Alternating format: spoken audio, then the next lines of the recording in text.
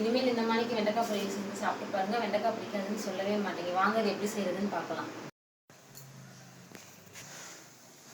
3 teaspoon எண்ணெய் ஊற்றி வெண்டைக்காயை வதக்கிடலாம்.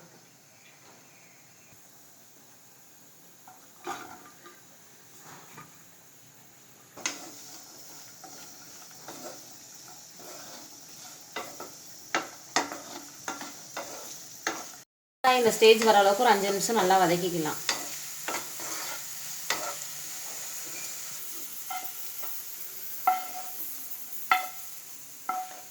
இப்போ வந்து கடுகு, சீரகம், சோம்பு போட்டுக்கலாம்.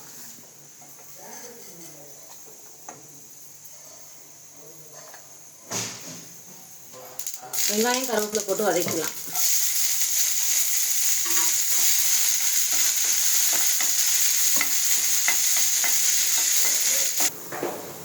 இப்போ வெங்காயம் இந்த ஸ்டேஜ் வதங்கினதுக்கப்புறம் வதக்கி வச்சுக்க வெண்டைக்காயை போட்டுக்கலாம்.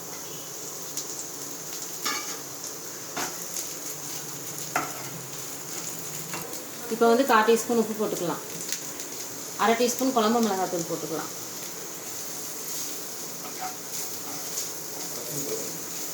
மிளகாத்தூளோட பச்சை வாடை போகிற அளவுக்கு வெண்டைக்காய் பொரியலை வதக்கினா வெண்டைக்காய் பொரியல் ரெடி. இப்போ வெண்டைக்காய் பொரியல் ரெடி ஆயிடுச்சு.